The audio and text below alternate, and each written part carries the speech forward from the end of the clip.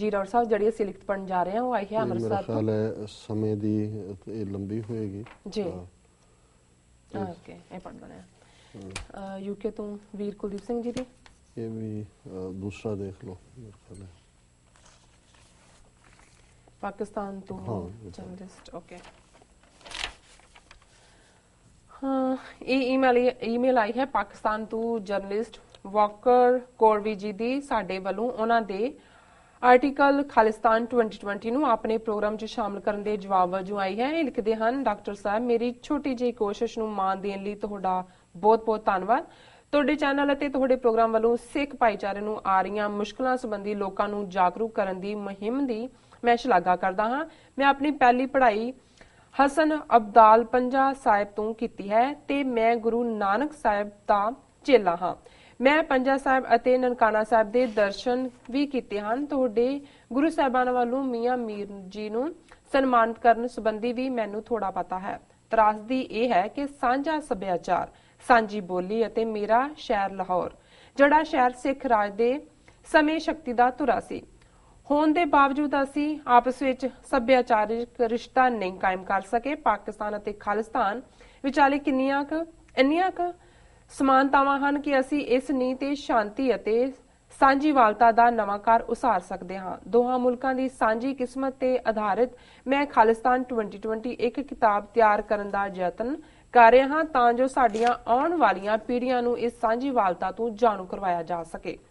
ਸਿੱਖ diaspora ਤੇ ਖਾਲਿਸਤਾਨ ਲਈ ਜਾਣਕਾਰੀ ਹਾਸਲ ਕਰਨ ਸੰਬੰਧੀ ਅੱਜਕੱਲ SOS ਮੇਰਾ ਇੱਕ ਸੋਰਸ ਹੈ। ਸਿੱਖ ਭੈਣਾਂ ਤੇ ਭਰਾਵਾਂ ਨੂੰ ਮੇਰੇ ਵੱਲੋਂ ਬੈਸਟ ਵਿਸ਼ੇਸ। ਵਾਹਿਗੁਰੂ ਜੀ ਕਾ ਖਾਲਸਾ ਵਾਹਿਗੁਰੂ ਜੀ ਕੀ ਫਤਿਹ। ਹੀਰਰ ਸਾਹਿਬ ਵਾਕਰ ਕੌਰਵੀ ਜੀ ਜਿਹੜੇ ਪ੍ਰੋਮਿਨੈਂਟ ਜਰਨਲਿਸਟ ਨੇ ਉਹਨਾਂ ਦਾ ਬਹੁਤ-ਬਹੁਤ ਸ਼ੁਕਰੀਆ ਜੀ। ਅਸੀਂ ਬੀਤੇ ਸ਼ੁੱਕਰਵਾਰ ਹੀ ਉਹਨਾਂ ਦਾ ਆਰਟੀਕਲ ਜਿਹੜਾ ਖਾਲਿਸਤਾਨ 2020 ਦੇ ਥੱਲੇ ਦਾ ਨਿਊਜ਼ ਛਪਿਆ ਸੀ ਉਸ ਨੂੰ ਵਿਚਾਰ ਅਧੀਨ ਲਿਆਂਦਾ ਸੀ। ਉਸ ਦਾ ਲਿੰਕ ਜਦੋਂ ਉਹਨਾਂ ਨੂੰ ਮਿਲਿਆ ਤੇ ਉਸ ਦੇ ਜਵਾਬ 'ਚ ਉਹਨਾਂ ਨੇ ਇੱਕ ਬੜੀ ਐਨਕਰੇਜਿੰਗ ਲਿਖਤ ਲਿਖੀ ਹੈ ਔਰ ਜਿਵੇਂ ਤੁਸੀਂ ਪੜ੍ਹਿਆ ਹੀ ਹੈ ਵੀ ਉਹਦੇ 'ਚ ਉਹਨਾਂ ਨੇ ਜਿਹੜਾ ਜਿੱਥੇ ਸੱਚੋ ਸੱਚ ਦੀ ਸ਼ਲਾਘਾ ਕੀਤੀ ਹੈ ਉੱਥੇ ਉਹਨਾਂ ਨੇ ਆਪਣੇ ਆਪ ਨੂੰ ਡਿਸਾਈਪਲ ਆਫ ਗੁਰੂ ਨਾਨਕ ਕਿਹਾ।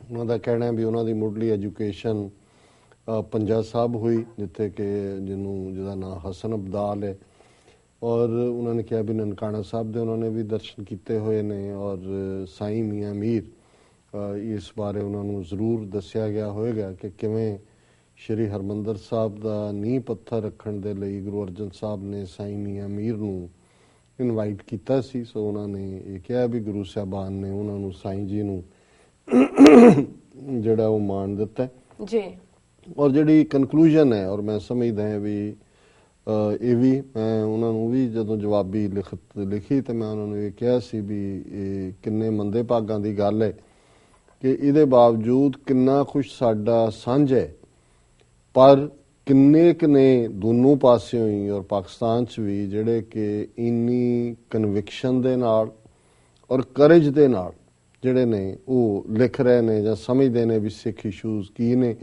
ਔਰ ਕਿਵੇਂ ਸਾਡੇ ਹਿੱਤ ਜਾਂ ਇੰਟਰਸਟ ਆਪਸ ਦੇ ਵਿੱਚ ਪੈਰਲਲ ਰਨ ਕਰਦੇ ਨੇ। ਔਰ ਮੈਂ ਸਗੋਂ ਲਿਖਿਆ ਸੀ ਮੈਂ ਕਿਹਾ ਜੀ ਕਈ ਵਾਰ ਤਾਂ ਇੰਨੇ ਇੰਡੋਫਾਈਲ ਨੇ ਇੰਡੋਫਾਈਲ ਹੁੰਦਾ ਜਿਹੜੇ ਸਾਰੇ ਹੀ ਭਾਰਤ ਦੇ ਚੇਲੇ ਬਣੇ ਨੇ ਕਿ ਕਈ ਵਾਰੀ ਐਂ ਲੱਗਣ ਲੱਗ ਜਾਂਦਾ ਜਿਵੇਂ ਅਸੀਂ ਅੰਨਿਆਂ ਦੇ ਸ਼ਹਿਰ 'ਚ ਸ਼ੀਸ਼ੇ ਵੇਚਦੇ ਹੋਈਏ ਵੀ ਸ਼ਹਿਰ ਸਾਰੇ ਅੰਨਿਆਂ ਦਾ ਤਾਂ ਅਸੀਂ ਕਹਿ ਰਹੇ ਹਾਂ ਵੀ ਸ਼ੀਸ਼ਾ ਲੈ ਲਓ ਤਾਂ ਕਿਸੇ ਦੇ ਕੰਮ ਦਾ ਨਹੀਂ ਹੁੰਦਾ। ਸ਼ਾਇਦ ਸਭ ਤੋਂ ਔਖੀ ਟਾਸਕ ਵੀ ਇਹ ਹੁੰਦੀ ਹੈ ਤੇ ਮਜ਼ਾ ਵੀ ਉਹਦੇ 'ਚ ਹੀ ਆਉਂਦਾ ਹੈ ਕਿ ਜਿਹਦੇ ਚੈਲੰਜ ਹੋਏ ਔਰ ਜਿੱਥੇ ਤੁਸੀਂ ਲੋਕ ਬਿਲਕੁਲ ਫਲੈਟ ਨੇ ਜਾਂ ਉਹਨਾਂ ਨੇ ਦਿਮਾਗ ਅਕਲ ਨਾਲ ਵੈਰ ਰੱਖਿਆ ਹੋਇਆ ਉਹਨਾਂ ਨੂੰ ਤੁਸੀਂ ਜਿਹੜੀ ਹੈ ਕੋਈ ਗੱਲ ਕਹਿਣ ਦਾ ਜਾਂ ਉੱਥੇ ਤੁਸੀਂ ਸਟੈਂਡ ਲੈਂਦੇ ਹੋ ਜਿੱਥੇ ਸਾਰੇ ਹਾਂਜੀ ਕਰ ਰਹੇ ਨੇ ਤੁਸੀਂ ਵੀ ਹਾਂਜੀ ਕਰ ਰਹੇ ਹੋ ਤੇ ਉਹਦੇ 'ਚ ਕੋਈ ਵਿੜਤਰ ਨਹੀਂ ਹੈ। ਪਰ ਜਿੱਥੇ ਸਾਰੇ ਹਾਂਜੀ ਕਰਨ ਵਾਲੇ ਹੋਣ ਤੇ ਤੁਹਾਨੂੰ ਲੱਗਦਾ ਹੋਏ ਵੀ ਇਹ ਹਾਂਜੀ ਨਹੀਂ ਹੈ ਇਹ ਨਾ ਜੀ ਵਾਲਾ ਕੰਮ ਹੈ ਔਰ ਤੁਸੀਂ ਖਲੋ ਕੇ ਚੈਲੰਜ ਕਰੋ ਉਹ ਤੁਹਾਡੇ ਰੀਅਲ ਕਰੇਜ ਦੀ ਗੱਲ ਹੈ। ਔਰ ਮੈਂ ਸਮਝਦਾ ਵੀ ਵਾਕਰ ਕੌਰਵੀ ਸਾਹਿਬ ਸੱਚਮੁੱਚ ਉਹਨਾਂ ਫਿਊ 'ਚੋਂ ਨੇ ਜਿਹੜੇ ਇਸ ਗੱਲ ਨੂੰ ਸਮਝਦੇ ਨੇ ਔਰ ਮੈਂ ਸਮਝਦਾ ਵੀ ਈਵਨ 47 ਤੱਕ ਵੀ ਸਾਡਾ ਕਲੈਸ਼ ਆਫ ਇੰਟਰਸਟ ਸੀ। ਅਸੀਂ ਇਹ ਕਹੀਏ ਕਿ ਜੀ ਨਹੀਂ ਸੀ ਕਿਉਂਕਿ ਰੀਜ਼ਨ ਪਹਿਲੀ ਗੱਲ ਤਾਂ ਅਸੀਂ 1849 ਤੱਕ ਜਿਵੇਂ ਇਹਨਾਂ ਨੇ ਵੀ ਕਿਹਾ ਕਿ ਲਾਹੌਰ ਜਿਹੜਾ ਕਿ ਜ਼ੀਨਤ ਆਫ ਪਾਵਰ उन्होंने कहा भी सिक्खी ताकत दी सिखर सी जी और लाहौर जिस तरीके दे नाल सिख राज दे वेड़े और कुदरती एक किताब जिहदा मैं जिक्र भी करांगा शायद अमरदीप सिंह ने उन्होंने लिखी है, उन्होंने लैगेसी सिखां दी की है पाकिस्तान ਉਹਦੇ ਬਾਰੇ ਬੜੀ ਅੱਛੀ ਕਿਤਾਬ ਇੱਕ ਆਈ ਹੈ, ਉਹਦਾ ਰਿਵਿਊ ਡਾਕਟਰ ਹਰਬੰਸ ਲਾਲ ਨੇ ਕੀਤਾ ਹੈ ਜੀ ਔਰ ਬਹੁਤ ਸਾਰੇ ਹੋਰ ਕੰਮ। ਹੁਣ ਇੱਕ ਹੋਰ ਸਕਾਲਰ ਜਿਹੜੀ ਸਕਾਲਰ ਗ੍ਰੈਂਡਫਾਦਰ ਦੀ ਜਿਹੜੀ ਹੈ ਉਹ ਪੋਤੀ ਹੈ, ਉਹ ਕੰਮ ਕਰ ਰਹੀ ਹੈ 6 ਆਫ ਪੋਠੋਹਾਰ। ਉਹਨਾਂ ਲਈ ਵੀ ਅਸੀਂ ਸ਼ਾਇਦ ਆਉਣ ਵਾਲੇ ਦਿਨਾਂ 'ਚ TV 84 ਤੇ ਇੰਟਰਵਿਊ ਕਰਾਂਗੇ। ਉਹ ਆਪਣੀ ਇੱਕ ਸਹੇਲੀ ਜਿਹੜੀ ਪਾਕਿਸਤਾਨੀ ਨੇ ਖਾਨ ਕੋਈ ਲਾਸਟ ਨੇਮ ਹੈ ਕੈਨੇਡੀਅਨ ਬੋਰਨ, ਜੀ ਉਹਨਾਂ ਦੇ ਨਾਲ ਜਿਹੜੀ ਉਹਨਾਂ ਦੇ ਦਾਦੇ ਦੀ ਲੈਫਟ ਓਵਰ ਕਿਤਾਬ ਦਾ ਕੰਮ ਹੈ ਉਹਨੂੰ ਮੁਕੰਮਲ ਕਰ ਰਹੀ ਹੈ। ਪਰ ਉਹਦੇ 'ਚ ਵੀ ਉਹੀ ਪੋਠੋਹਾਰ ਰੀਜਨ ਜਿਹਨੂੰ ਪਠਾਰ ਕਹਿੰਦੇ ਨੇ, ਪਹਾੜ ਰਾਵਲਪਿੰਡੀ ਦੀ ਉਹ ਬੈਲਟ ਜਿੱਥੇ ਜਿਹੜੀ ਹੈ ਉਹ ਸਾਰੀ ਈਵਨ ਸਿੰਘ ਸਭਾ ਮੂਵਮੈਂਟ ਦਾ ਕ੍ਰੇਡਲ ਰਿਹਾ ਔਰ ਉਸ ਧਰਤੀ ਦੇ ਉੱਤੇ ਜਿਸ ਕਿਸਮ ਦੇ ਈਵਨ ਪੰਜਾਬੀ ਲਿਟਰੇਚਰ ਉਹ ਪ੍ਰੋਫੈਸਰ ਮੋਹਨ ਸਿੰਘ ਹੋਏ, ਅੰਮ੍ਰਿਤਾ ਪ੍ਰੀਤਮ ਹੋਏ ਔਰ ਉਹ ਸਾਰਾ ਜਿਹੜਾ ਹੈ ਉਸ ਖਿੱਤੇ ਦੇ ਵਿੱਚ ਜਿੱਥੇ ਇੱਕ ਪਹਾੜ ਵੀ ਨੇ, ਕੁਦਰਤੀ ਦਰਿਆ ਵੀ ਨੇ, ਨਾਲੇ ਵੀ ਨੇ ਔਰ ਬੜਾ ਖੂਬਸੂਰਤ ਜਿਹੜਾ ਉਹ ਸਾਰੇ ਦਾ ਕਲਾਈਮੇਟ ਹੈ, ਉਹ ਸਾਰੇ ਦੇ ਉੱਤੇ ਕੰਮ ਕਰ ਰਹੇ ਨੇ। ਸੋ ਇਹ ਇੱਕ ਜਦੋਂ ਮੈਂ ਇਹ ਸਕਾਲਰਲੀ ਕੰਮ ਵੀ ਦੇਖਦਾ ਹਾਂ ਔਰ ਜਿਵੇਂ ਅਮਰਦੀਪ ਸਿੰਘ ਦਾ ਕੰਮ ਹੈ, ਇਹ ਅਲਟੀਮੇਟਲੀ ਸਾਨੂੰ ਇੱਕ ਦੂਜੇ ਦੇ ਨੇੜੇ ਲਿਆਉਣ ਦਾ ਕੰਮ ਕਰਨਗੇ ਕਿ ਸਾਡੀਆਂ ਸਾਂਝਾਂ ਕਿੰਨੀਆਂ ਪੀੜ੍ਹੀਆਂ ਨੇ।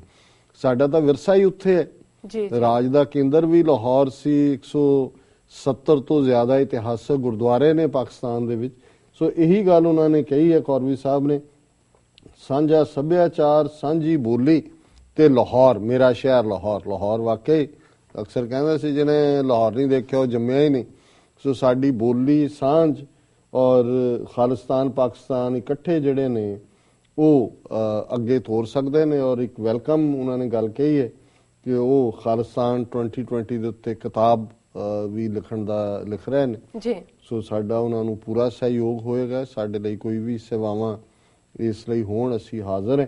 ਸੋ ਇਹਨਾਂ ਦਾ ਬਹੁਤ ਬਹੁਤ ਸ਼ੁਕਰੀਆ, ਇਹਨਾਂ ਨੇ ਸਾਨੂੰ ਲਿਖਿਆ। ਜੀ ਡਾਕਟਰ ਸਾਹਿਬ, ਹੁਣ ਤੁਸੀਂ ਸਾਡੇ ਦਰਸ਼ਕਾਂ ਦੱਸੋ ਅੱਜ ਦਾ ਵਿਚਾਰ। ਅੱਜ ਅਸੀਂ ਹਿਸਟੋਰੀਕਲ ਲੈਟਰ ਜ਼ਫਰਨਾਮਾ ਪਾਤਸ਼ਾਹੀ 10ਵੀਂ ਜਿਹੜਾ 10ਵੇਂ ਪਾਤਸ਼ਾਹ ਨੇ ਦੀਨੇ ਕਾਂਗੜ ਤੋਂ ਔਰੰਗਜ਼ੇਬ ਨੂੰ ਲਿਖਿਆ ਸੀ ਜੀ, ਉਸ ਦੇ ਅਖੀਰਲੇ 6 ਸ਼ੇਅਰ ਜਿਹੜੇ ਹੈ ਉਹ ਪੜ੍ਹ ਕੇ ਇਸ ਦੀ ਸਮਾਪਤੀ ਹੋ ਜਾਣੀ ਹੈ। ਹਾਲਾਂ ਮੈਨੂੰ ਲੱਗਦਾ ਹੈ ਵੀ ਇਹ ਲੈਟਰ ਇਨਕੰਪਲੀਟ ਹੈ ਕਿਉਂਕਿ 111 ਸ਼ੇਅਰ ਨੇ। ਚਮਕੌਰ ਦੀ ਗੜੀ ਦਾ ਵੇਰਵੇ ਨਾਲ ਜ਼ਿਕਰ ਹੈ ਔਰ ਫਿਰ ਔਰੰਗਜ਼ੇਬ ਨੂੰ ਸ਼ਰਮ ਦਿੱਤੀ ਹੈ ਕਿ ਤੂੰ ਦੁਨਿਆਵੀ ਬਾਦਸ਼ਾਹ ਹੋ ਕੇ ਆਪਣੇ ਆਪ ਨੂੰ ਰੱਬ ਸਮਝਣ ਲੱਗ ਗਿਆ, ਰੱਬ ਦੇ ਸਾਹਮਣੇ ਤੂੰ ਕਿੰਨਾ ਨਿਗੁਣ ਹੈ। ਪਰ ਮੈਂ ਸਮਝਦਾ ਵੀ ਜਦੋਂ ਤੁਸੀਂ ਨੈਗੋਸ਼ੀਏਸ਼ਨ ਦੀ ਗੱਲ ਵੀ ਤੋਰ ਰਹੇ ਹੋ, ਜ਼ਰੂਰ ਇਸ ਦੇ ਬਹੁਤ ਸਾਰੇ ਐਸੇ ਹੋਰ ਸ਼ੇਅਰ ਹੋਣਗੇ ਜਿਹੜੇ ਕਿ ਕਿਉਂਕਿ 2-3 ਚਿੱਠੀਆਂ ਦਾ ਜ਼ਿਕਰ ਹੈ, ਅਸੀਂ ਹੋਰ 2 ਡਾਕੂਮੈਂਟ ਜਿਹੜੇ ਇਹਦੇ ਨਾਲ ਰਿਲੇਟਡ ਜੁੜਦੇ ਨੇ ਉਹਨਾਂ ਨੂੰ ਆਉਣ ਵਾਲੇ ਜਿਹੜੇ ਪ੍ਰੋਗਰਾਮਾਂ 'ਚ ਸ਼ਾਮਲ ਕਰਾਂਗੇ। ਪਰ ਇਹ ਅੱਜ ਜ਼ਫਰਨਾਮਾ ਪਾਤਸ਼ਾਹੀ 10ਵੀਂ ਦੇ ਅਖੀਰਲੇ 6 ਸ਼ੇਅਰ ਅਸੀਂ ਇਹਦੇ ਨਾਲ 111 ਸ਼ੇਅਰ ਨੇ ਜਿਨ੍ਹਾਂ ਦੇ ਮੂਲ ਫਾਰਸੀ ਪਾਠ ਨੂੰ ਵੀ ਅਸੀਂ ਦੁਹਰਾਇਆ ਔਰ ਉਸ ਦਾ ਪੰਜਾਬੀ ਅਨੁਵਾਦ ਔਰ ਬਾਅਦ ਦੇ ਵਿੱਚ ਅਵਤਾਰ ਸਿੰਘ ਆਜ਼ਾਦ ਜਿਨ੍ਹਾਂ ਦੀ ਪੋਇਟਰੀ ਸਾਨੂੰ ਮਿਲੀ ਉਹਦੇ ਰਾਹੀਂ ਅਸੀਂ ਸਾਂਝ ਪਾਈ ਹੈ ਔਰ ਸਾਨੂੰ ਬਹੁਤ ਸਾਰੀਆਂ ਪੋਜ਼ਿਟਿਵ ਕਾਲਾਂ ਵੀ ਆਉਂਦੀਆਂ ਰਹੀਆਂ, ਲਿਖਤਾਂ ਵੀ ਆਈਆਂ ਨੇ ਕਿ ਤੁਸੀਂ ਇਸ ਰੇਅਰ ਡਾਕੂਮੈਂਟ ਨੂੰ ਸਾਡੇ ਸਾਹਮਣੇ ਲਿਆਂਦਾ। ਸੋ ਮੈਂ शेर है कि ऊरा गरूर अस्त बर मुल्को माल व मारा पनाह अस्त यज़दा अकाल। जेकर तैनू माल मुल्क दा है हंकार ओ भारा, सानू उस अकाल पुरख दा चत्ते पैर सहारा। कि तैनू माण है अपने मुल्क दा ते मैनू अपने अकाल पुरख दा माण है। दर्शक इन्हां शेरां नू स्क्रीन ते भी देख रहे ने। तू गाफिल मशो जी सिपंजी सराय के आलम बगजर्द सरे जा बजाए। थोड़े दिन दे इस टिकाणे उपर ना भुल बहना, चलिया जांदा है जग सारा बैठ किसे नहीं रहना। ये थोड़े दिनों का ठिका है, तू इस मान दे विच ही हंकारिया होया। ये तां सराह है दुनिया मुकाम फानी, तहकीक दिलदानी ममसर मुए इज़राइल फरिश्ते, दिल इज़राइल गिरफ्त दिल हीच नादानी। गुरु नानक साहब ने फरमाया कि ये ਜਿਹੜੀ ਹੈ ਦੁਨੀਆ ਇੱਕ ਫਾਨੀ ਹੈ। तू गाफिल मशो जी सिंप जी सराए के आलम बगजरद सरे जा बजाए थोड़े दिन दे इस टिकाणे उपर ना भुल बहना चलिया जांदा है जग सारा बैठ किसे नहीं रहना बबी गर्दशे बेवफाए जमा की बैगुजस्त बर हर मकीनो मकां हे बचना दे कच्चे देखी ਚੱਕਰ ਇਹ ਜ਼ਮਾਨਾ ਸਭਨਾ ਉੱਤੋਂ ਦੀ ਲੰਘ ਜਾਂਦਾ ਕਰਦਾ ਨਾਸ ਨਾਦਾਨਾ ਕਿ ਸਮੇਂ ਦੇ ਚੱਕਰ 'ਚ ਜਿਹੜਾ ਸਮਾਂ ਸਭ ਦੇ ਉੱਤੋਂ ਦੀ ਲੰਘ ਜਾਂਦਾ ਤੇ ਫਿਰ ਇਹ ਜਿਵੇਂ ਉਹ ਇੱਕ ਆਰਜ਼ੂ ਦੇ ਵਿੱਚ ਇੱਕ ਅੱਛੀ ਪੋਇਟਰੀ ਸੀ ਕਿਸੇ ਜ਼ਮਾਨੇ 'ਚ ਫਿਲਮ ਆਈ ਤੇ ਉਹਦੇ 'ਚ ਵਕਤ ਜ਼ਮਾਨੇ ਦੀ ਗੱਲ 10ਵੇਂ ਪਾਤਸ਼ਾਹ ਦੇ ਸ਼ੇਰ ਤੋਂ ਹੀ ਆਈ ਤੇ ਉਹਦੇ 'ਚ ਇੱਕ ਸ਼ੇਰ ਸੀ ਜਿਹਦੇ ਤੇ ਸੌਂਗ ਸੀ ਕਿ वक्त के दिन और रात वक्त के कल और आज